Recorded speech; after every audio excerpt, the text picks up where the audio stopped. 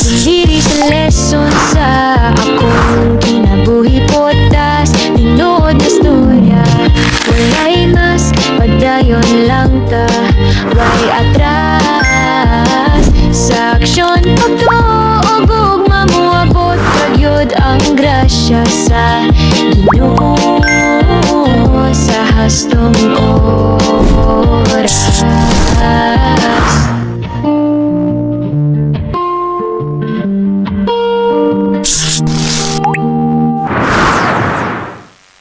What's up, Jazz Vibes, and welcome back to the season 2. Season 2 ba? Ano, episode 2 sa lessons. Balik. Okay. 1, 2, 3, go.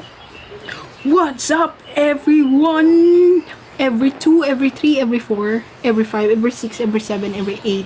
All over the world. Good morning, good afternoon, good evening, maayong buntag, maayong hapon, maayong uto. Okay, so welcome sa lesson sa akong kinabuhi podcast. So ang topic na to karon is di na ako magpaligoy-ligoy pa. Ako ang inyong tigpababa akong kinabuhi podcast. Ako di ay si Jazz Vibes. Yeah, let's go. So, topic na to karon is about life. So, life. So, unsa man ang kinabuhi para sa to? Ang kinabuhi para sa kuha, kitang tanan kabalo ko na atay klase-klaseng mga mindset, opinion, different perspective sa kinabuhi. Pero sa ako, ang meaning sa kinabuhi para sa kuha is kanang kuan siya, gift siya ni God. Kay kitang tanan gitagaan ta og kinabuhi sa Ginoo kay naa tay purpose ug mission diri sa kalibutan. Ug kabalo ko kitang tanan naa tay klase-klaseng mga giagian sa kinabuhi, dili ta pres og mga kaagi kasinatian. Pero naniniwala ako nga ang kinabuhi wala naghatag sa Ginoo nimo para lang for survival or mabuhi ka lang or mag-exist lang ka sa kalibutan. Ang ginabuhi gihatag na siya kay to experience how life was good sa mga creation ni God. And yeah, during my life experiences, during my 17, 18, 19, 21, 22 na oras.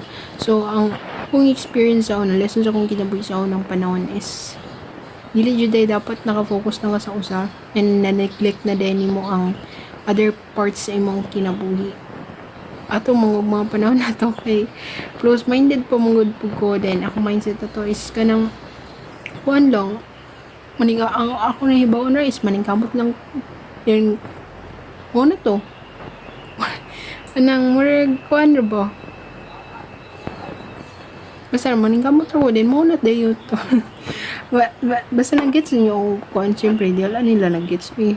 Sige, sabta na lang yun ninyo akong gisulti. Actually gidaboy na ako sa una is ako mindset kid sa una jud is kanang magtarong ko sa eskwela. Tapos pag makahuman ko sa eskwela makakita ko minute ng trabaho. Tapos pag makakita ko minute ng trabaho is tabang ko sa akong pamilya. Pero there's nothing wrong with that. Actually, moment yun ay common, di ba? Pero along the journey, nahibawan ako nga, sige man ko ka-failed good. Nahibawan ako na kuan di ay, kailangan di siya eksaktong sistema. Kung nakakay gusto, okay man to dream big, pero kuan na siya nimo, kailangan na siya eksaktong sistema o proseso para sa kuan. Yes, that's my experience before.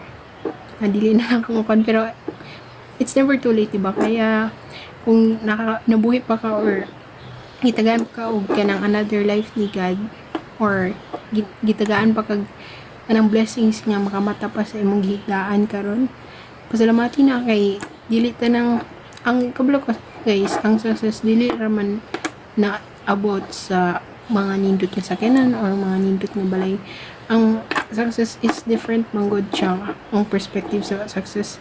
Either sa imong good health, success na or nakita pa nimo imong pamilya kompleto pa, success na or di kaya nakapasar ka or success na. So different kinds man gud ang kuan sa success. Dili man jud na siya material things lang.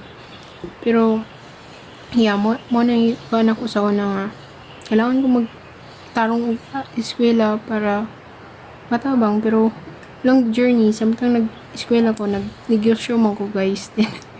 Traditional nga negosyo. Siyempre, ginagmay ra akong income good atong panahon. Sige, ka-failed po to kay akong negosyo sa una is shagging chips o kanang mga banana Q. Sorry na ko sa kuan. Pangod ko kabalo sa kuan sa pamaagi ba unsaon pag kuan ng kuan. Basta ang ako lang is makabenta, makatabang sa akong allowance. Ako na nagkalipay para sa kuha. And kuan pod na-realize na ko nga kuan day kailangan ka na kay skills, then knowledge and wisdom of self-continuous improvement jud ay dapat wala na ako na hibaw-an sa school kanang self-knowledge ay self-work kaizen or continuous improvement. Kailangan mag-expand yung imong mindset, imong utok.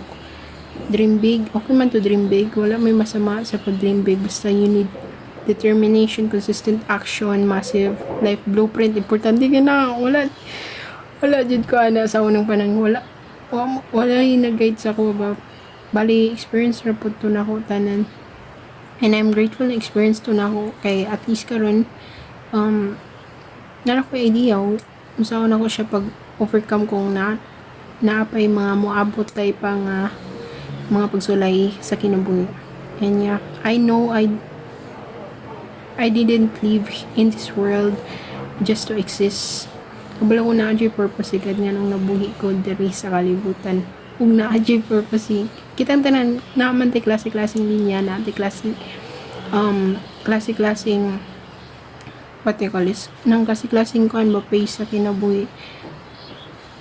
Na ay uban sa iyo nakamataw tungkol sa mga pain points nila sa kinabuhi. Naputuban nga nang late na nakamata sa mga pain points. Kita tanan lahi-lahi taog kanang kaagi sa kinabuhi, pero naran na sa tuwa ko unsaon na to pagpadayon sa kinabuhi. So yeah, sana nasabtan niyo nasabtan ninyo akong kan, pero seryoso guys, kana akong gi-share karon lesson sa akong kinabuhi about life. Ang topic na to karon is tinuda na ito, wala akong nag-joke.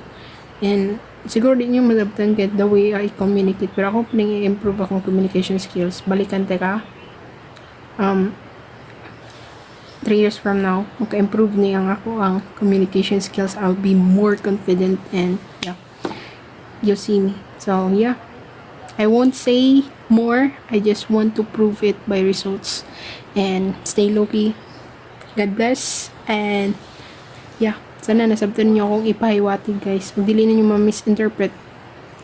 Ako ang inyong tigpamaba nining lesson sa akong kinabuhi podcast. Ang inyong tigpamaba, just vibes.